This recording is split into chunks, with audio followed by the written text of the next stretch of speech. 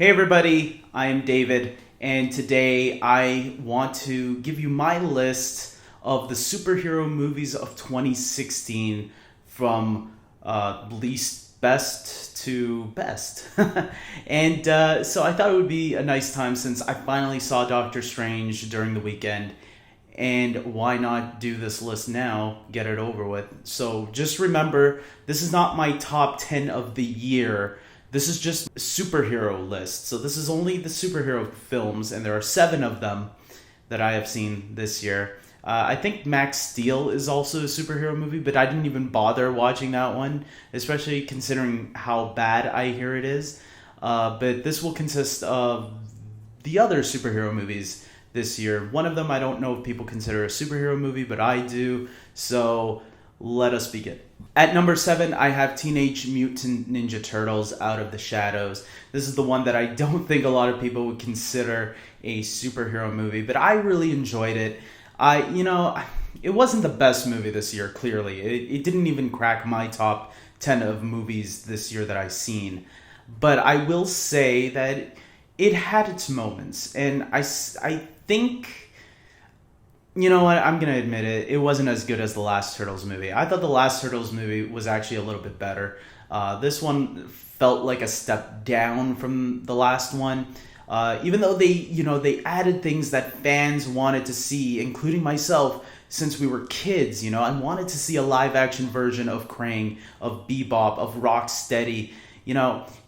But Shredder and Krang, for that matter, were so underused. Bebop and Rocksteady were more like clowns or bozos. I mean, I guess they were better than Tokar and Razar, which, were babies pretty much in The Secret of the Ooze. And I like Secret of the Ooze. I think Secret of the Ooze is still the best Turtles movie of all time. This isn't what I was hoping for. And, Stephen Amell's first feature film debuted, his first big blockbuster. I was hoping for him to really shine out, and he wasn't the best Casey Jones, unfortunately, but he wasn't the worst thing about the movie either. I actually thought he was one of the more brighter spots about the film, but unfortunately, the movie had potential, just didn't live up to it. At number 6, I have X-Men Apocalypse. This is the 4th X-Men film directed by Bryan Singer, but it is the 6th one if you don't count the Wolverine films in the franchise. And I will say, even though it's 6 on my list, I really enjoyed this X-Men film. I thought it was actually pretty good. Not the best X-Men film, of course. I think Days of Future Past and X-Men 2, X-Men United kind of raised the bar very high. Even X-Men First Class to an extent as well. That it was going to be impossible to measure up to some of those ones. But I wouldn't say it's the worst one. It is 10 times better, a million times better than X-Men The Last Stand. And even though I thought X-Men Origins Wolverine was alright, obviously it was better than that. At number 5, I have Suicide Squad. This movie was something different. It put the villains in the front and center of the film rather than the hero. And that was a unique change of pace. We need superhero movies changing things up once in a while, and this one changed it in a big way. Of course, Will Smith you can look at as an anti-hero, but he considered himself a villain, so that says something. Our first live-action debut of Harley Quinn, played by Margot Robbie. I think everybody can agree that she was a standout.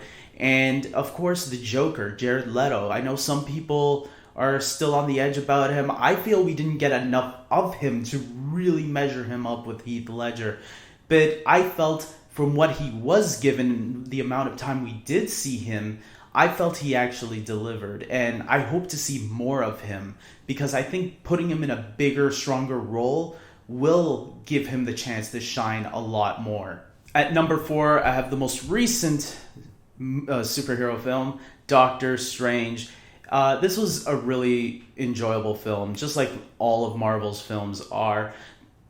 But I'll just leave it at that, because even though it was enjoyable, I wouldn't say it's the best Marvel film. I don't even think it cracks my top 5 Marvel Cinematic Universe films of all time. But this is still an enjoyable film that I do recommend people going to check out, which it looks like people are. The movie made a lot of money during the weekend, so that's good. People are going out. The reviews are still strong. So there you go. And Benedict Cumberbatch deserves this. I think the man is talently awesome. The whole cast is great. Chiwetel Ejiofor, Tilda Swinton, Mads Mikkelsen, the list goes on. These guys are tremendous, and I can't wait to see them in other Marvel Cinematic Universe films. At number 3, I have Batman v Superman. I'm probably going to get killed for putting this one over Doctor Strange, since I know a lot of people are really enjoying Doctor Strange, but a lot of people didn't really enjoy Batman v Superman. I felt Batman v Superman was a good movie. Not the best. It wasn't no Dark Knight standards, but I thought it was great seeing Batman, Superman, and Wonder Woman on screen at the same time. Now, of course, this movie's not perfect. It has its flaws, for sure. But Ben Affleck was a highlight.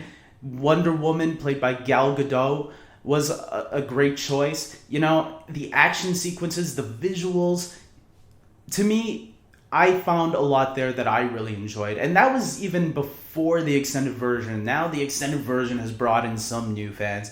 There are some people who felt it redeemed them. But I felt it was practically the same movie, just a little bit longer. And I didn't mind because, more movie, make it longer, great, I'll watch it also.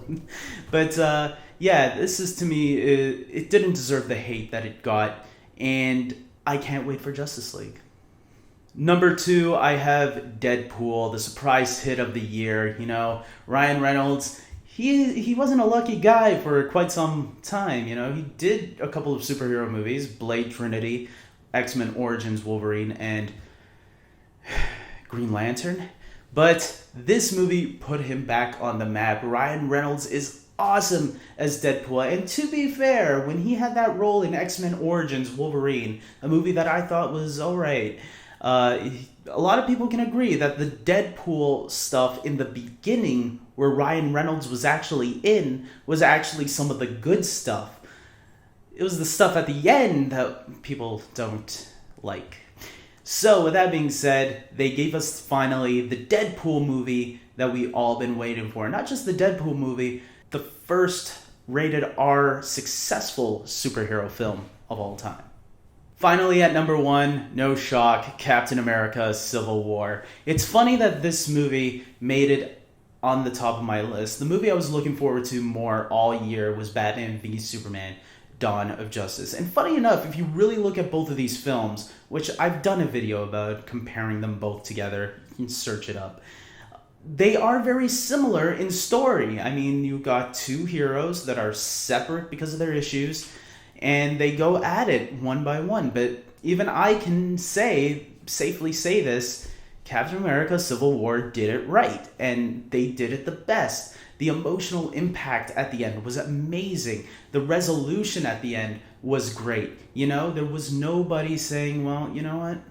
Your mom has the same name as my mom? Okay, whatever. Let's get over this and beat the bad guy. No, this actually had a lot of consequences to it, which is what makes Marvel great. They know great storytelling, and they know sometimes not to do the most predictable things that people would expect, because that's what I was expecting from both movies, where the two heroes would shake hands and go there, you know, let's team up next time, man. No, there actually is an ending with Captain America Civil War that is not as predictable as people might think. It makes you think it might be going that way at one point in the movie, but then they go off in a completely different direction altogether. By the way, if you didn't see Captain America Civil War yet and you feel that I spoiled it a bit for you, I just want to say that's your problem, because the movie's been out on Blu-ray for, you know, September, so you had enough time to see it. With that being said, guys, I'm going to end this video here. Tell me your list of the superhero movies of 2016. If you want to add Max Steel, also go for it. I don't care. I haven't seen it, and I probably never will. And with that being said, like this video if you like my list. Subscribe to my channel, because I love superhero movies and shows. As well as, you know, if you don't agree with my list, don't just dislike the video. Tell me why you disagree with me on my list. I mean, it's not cool to dislike and just like, "No, I hate this guy's videos." Well, tell me, what am I doing wrong so I can improve my videos for you. If you're just disliking my video because, well, you just don't like my list, well, put your list and speak up about it. Come on, man. So with that being said, guys, I'm ending this here before I go on a rant. Talk to you next time. Follow me on Twitter. I have a Facebook page where I post these videos too. And until next time, take care.